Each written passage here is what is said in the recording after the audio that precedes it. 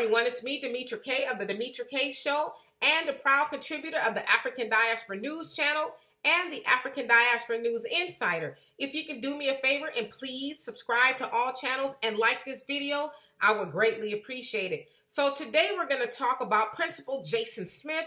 He is the principal of Stony Brook Intermediate and Middle School there in Indianapolis, Indiana. But first, I want you to watch this video.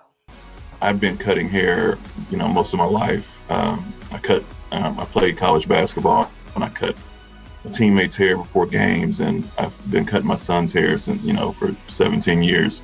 So I had professional, clippers and edgers at home. So I said, if I go home and get my clippers and line you up, will you go back to class? And he said, yeah, I will. That age is a time for, peer acceptance is huge.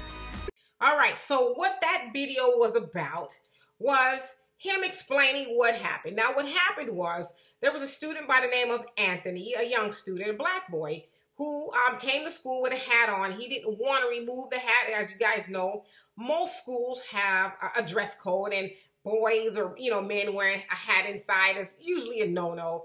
But the student didn't want to remove the hat because he didn't like his haircut. For whatever reason, he didn't think it was nice enough to not, wear the hat. And so the dean, before he got to the principal, tried to talk to Anthony for about a half an hour or so, and that was to no avail. And so he was sent to the principal's office, being Principal Smith.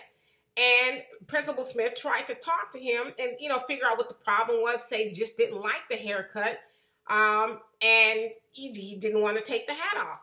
And so instead of the principal punishing him or sending him to detention or anything like that, he says, I'll tell you what, I'm going to cut your hair. But this is the part that's even more just awesome, is he didn't have the clippers at school.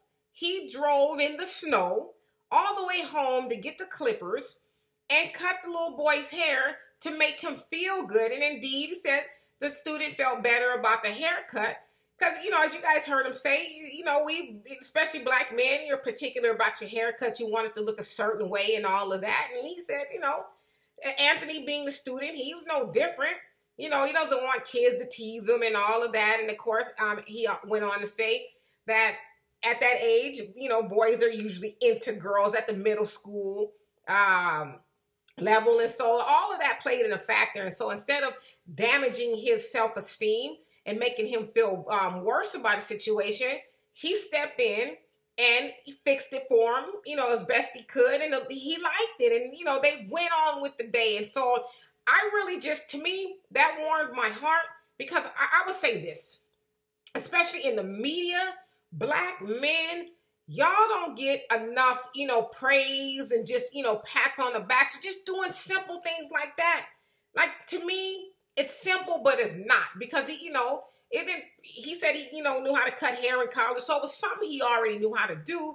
But what made it more awesome is that he uplifted another little black boy and made him feel good, because we know, especially in our schools, these public schools, black boys are usually a target, and they are browbeaten and just made to feel less than by the, white supremacist school system. But, this black principal took it upon himself as a black man to uplift that young brother by making him feel good. And so that's another thing. We should always, be mindful of this environment that our young sons, our kids in general, but specifically our young sons are in, because they're not always friendly to them, because we know, well, let's say we could pretty much assume, right?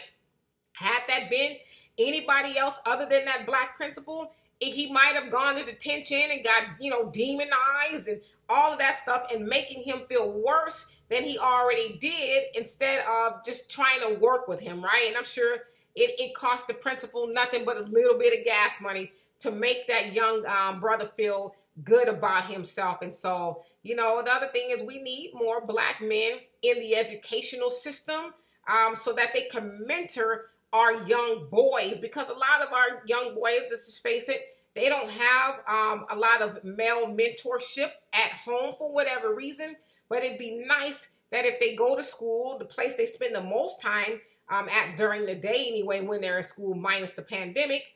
It'd be nice for them to see good, strong Black role models that can pour into them, you know, just about everything that they need. And so anyway, I just thought I would let you guys know that. Just really how awesome and dope and dynamic Black men are. So anyway, you guys, for more insightful commentary, please subscribe to this channel and my channel, The Demetra Kaye Show, here on YouTube. Peace.